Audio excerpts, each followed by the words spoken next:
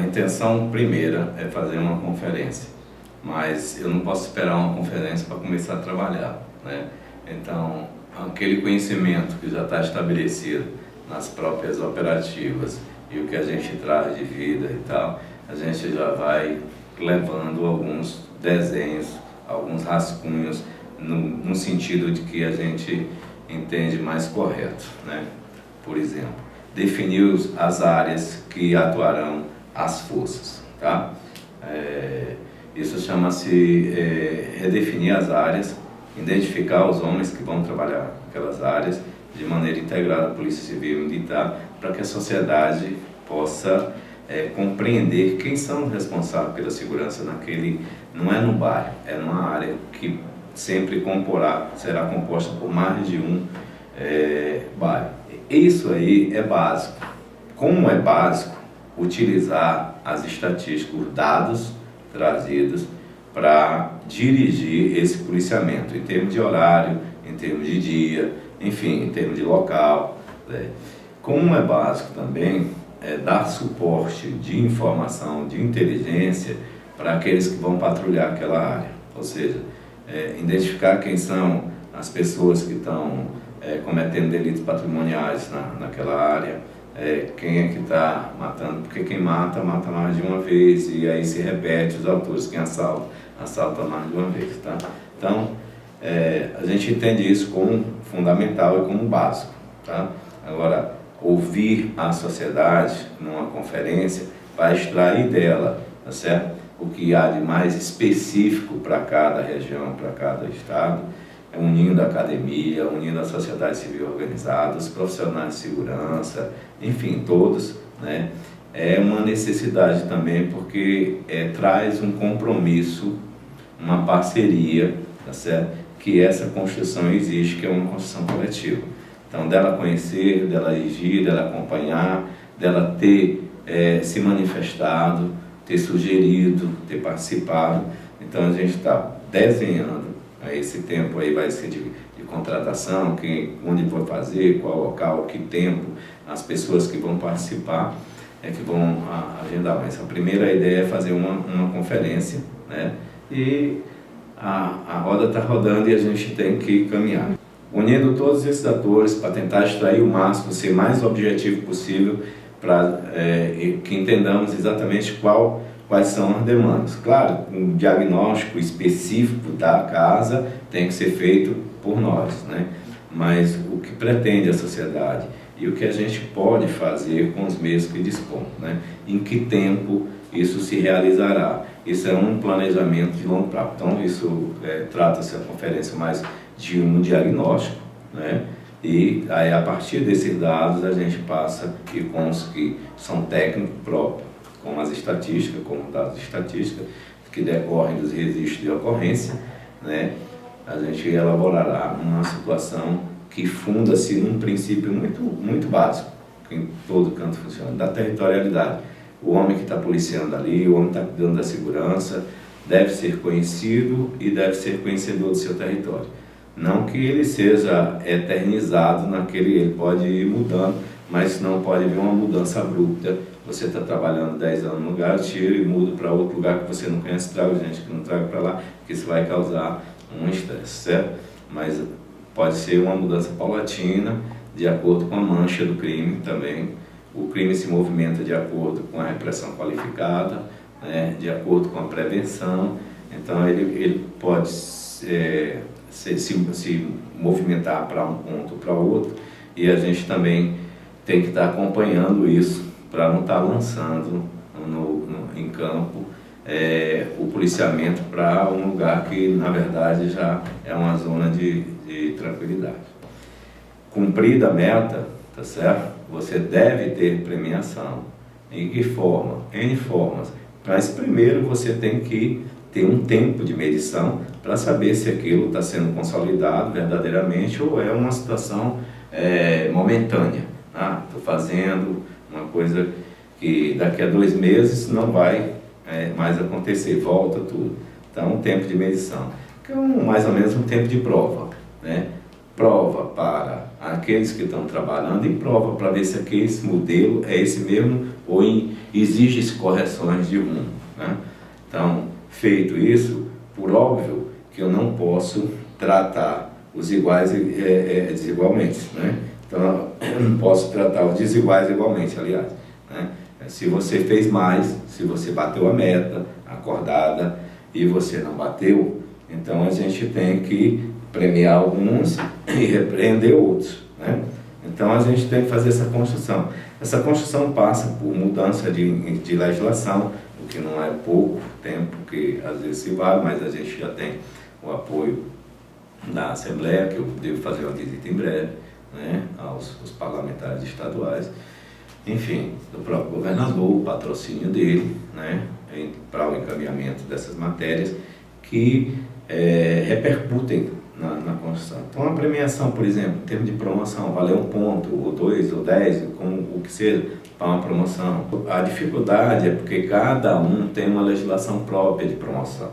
Então, você tem que estudar bem a miúde qual é o impacto que você leva em gerar 1.1, 1.2 para cada instituição, né? Isso reflete de acordo. Então, você tem que fazer o estudo de como se processa a promoção dentro daquela estrutura e que reflexo isso levará, em quanto tempo isso repercutirá, etc. Enfim, você tem níveis, como na Polícia Militar, que você tem os praças que tem uma carreira, que você tem os oficiais que são outra carreira. Então, a implementação de uma carreira de praça, por exemplo, né, como nós fizemos em Pernambuco, é uma possibilidade que a gente vai apresentar para o cenário e vamos estudar se isso se adequa, se isso precisa de adaptação, se aqui já tem parte disso, o que podemos melhorar. Então, esse momento é o momento de você fazer todo esse diagnóstico e essa conferência vem somar nessa situação, a esse diagnóstico, né? E, ao mesmo tempo, a gente já está implementando algumas medidas, né, práticas, pelo conhecimento específico dos próprios policiais, das próprias polícias, né, das próprias forças, né, policiais, aquelas expertises que eles já têm, que a gente está trabalhando com isso. Que o tráfico de droga, o homicídio, eles estão interligados na parte mais dolorosa, né, que é o homicídio, né, no tráfico no afiado. Então, essa coisa resulta, né, numa morte, né? Então, decorrente de uma dívida de tráfico, decorrente de uma disputa territorial pela venda da droga, enfim, uma série de fatores que contribuem. Então, é minimamente razoável que o trabalho da Delegacia de Homicídio, tá certo? Seja interligado com o trabalho da DENARC, que é de repressão ao combate ao tráfico de droga, tá? Mas isso não pode ser feito só eles dois.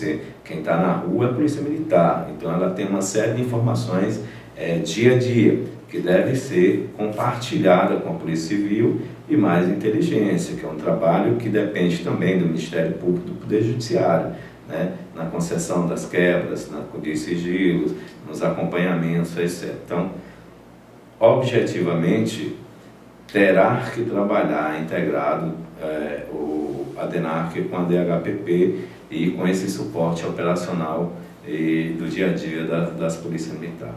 Por isso que eu falo integração. Tem que trabalhar integrado para que se tenha um resultado positivo. Que a divisão entre a DENARC é meramente administrativa, de controle administrativo. Na verdade, tudo Polícia Civil. Como o raio, o choque, o ronda, o que chamam de POG, o policiamento ostensivo. Isso, na verdade, são frações administrativas da Polícia Militar. Então, esse envolvimento, esse trabalho não pode ser feito com uma fração da força. Ela deve ser fazer com a instituição Polícia Militar, com a instituição Polícia Civil, né? Então, todos, de qualquer forma, contribuem para o resultado. Então, o pessoal da parte administrativa, de apoio, do suporte logístico, ele dá a sustentação operacional. Uma viatura, se não estiver bem cuidada, não vai trazer segurança para quem está na ponta, né? E assim sucessivamente. Então, eu queria que vocês compreendessem que eu não entendo como razoável, como correto, falar numa fração da instituição. Se a fração A é melhor vista porque presta um melhor serviço do que a fração B, tá certo? Eu acho que isso deve ser trazido para a média, creditado ou debitado na instituição X ou Y, entende? Então, vocês ouvirão muito eu dizer o trabalho da Polícia Militar em conjunto com a Polícia Civil. Mas se eu pecar até por um lapso e disser a fração A ou a fração B, tá certo? Por favor, me corrijam, porque envolve a todos, né? É coletivo. Então, não posso esquecer que aquele que trabalha a pé numa esquina é tão importante quanto aquele que trabalha na moto ou que trabalha numa viatura ou num helicóptero ou numa delegacia ou na superintendência, entende? Todos têm que se imbuir da responsabilidade de que são servidores públicos, foram contratados, assinaram um contrato para prestar um serviço de segurança à população como um todo. E também são população. Eles se inserem no contexto da população, eles e seus familiares.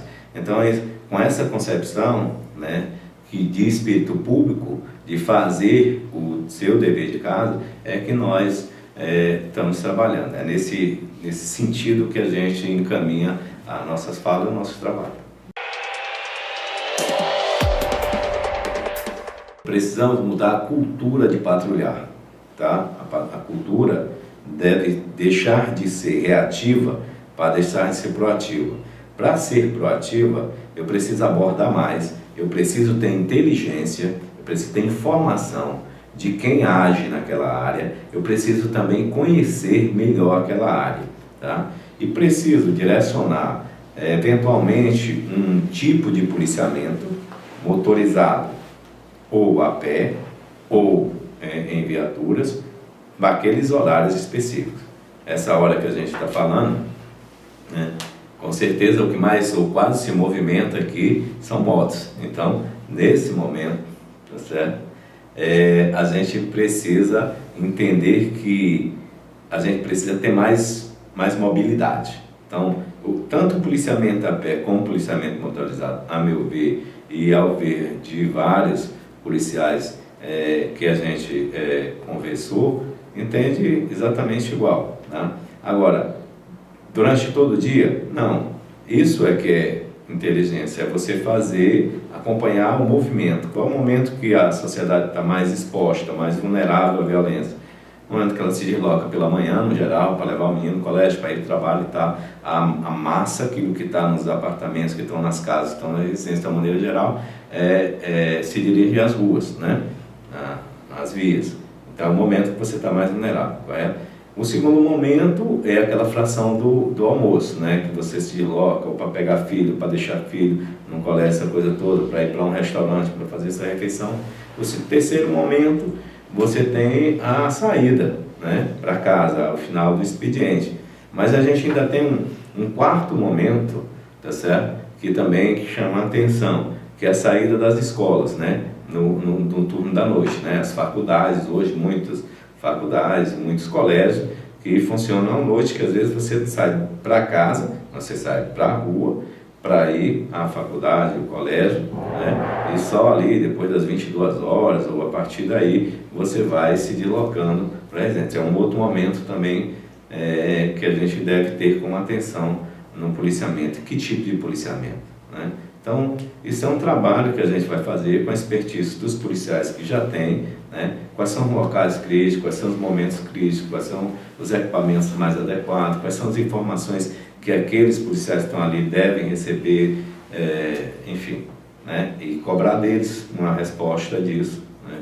Enfim, tudo que a gente falou até pouco.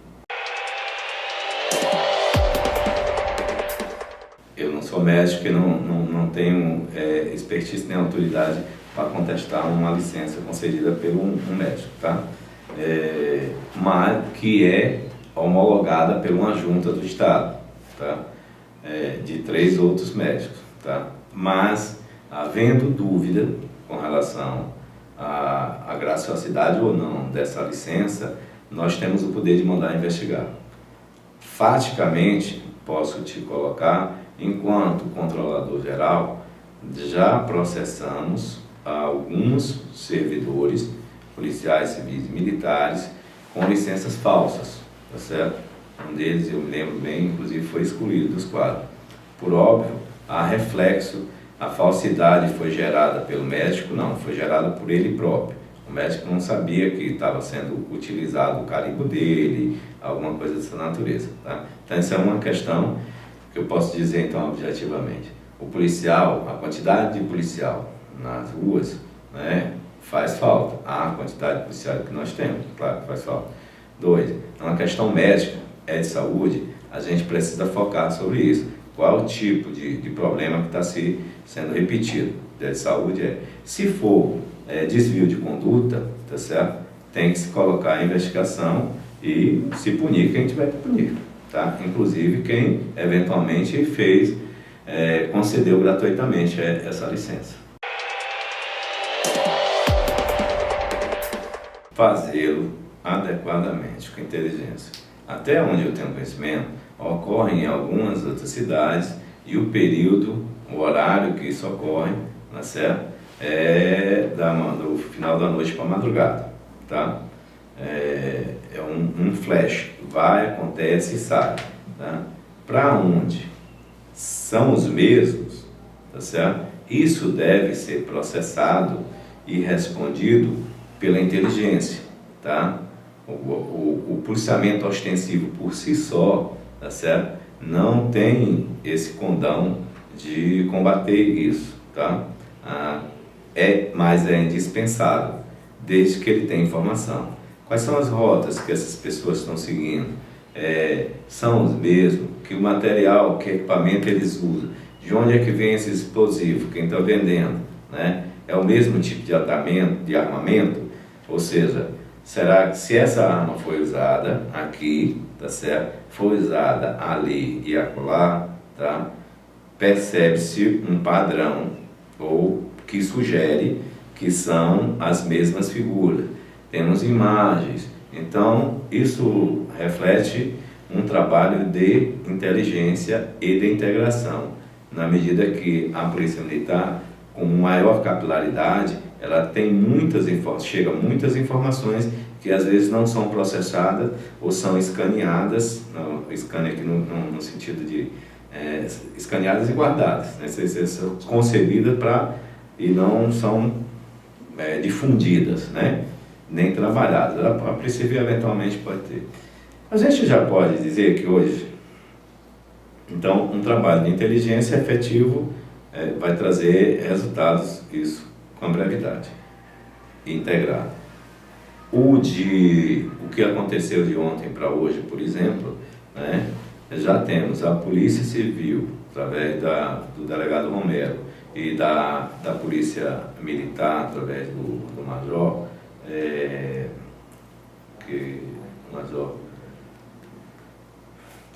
do Major e de toda a Polícia Militar. Estou aqui só representando os atores, né? Da Polícia Militar e da Polícia Civil, trabalhando junto.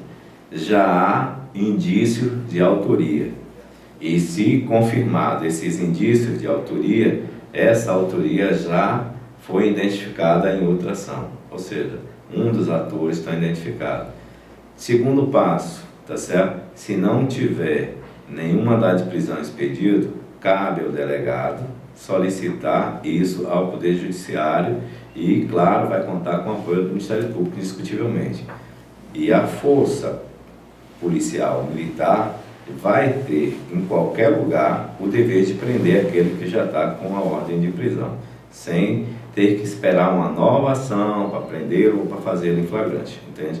Então, acho que é nesse caminho de integrar e trabalhar com inteligência que isso deve acabar. Não adianta eu dizer que a gente vai colocar mais homens na cidade A ou B, porque a gente não tem bola de cristal e nem está combinado com a criminalidade, né? Vai assaltar a cidade A ou a cidade B, então esse combinado não existe. Então, também a gente não tem recurso humano nesse particular para subsidiar todas as cidades como gostaríamos que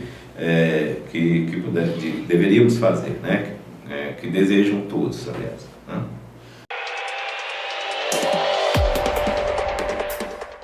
Qualquer equipamento, letal ou não letal, você deve usá-lo de acordo com o tipo de ação. Que isso é um carro blindado, na verdade, né?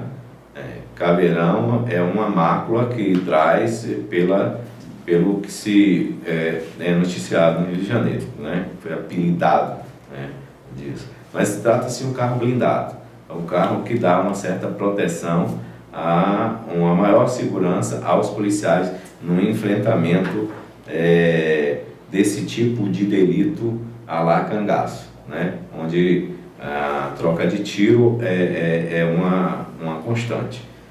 Pode ser usado nesses casos, tá? Assim, num confronto com uma quadrilha de assaltantes de banco, por exemplo, onde traz muito mais segurança policial durante o confronto, tá?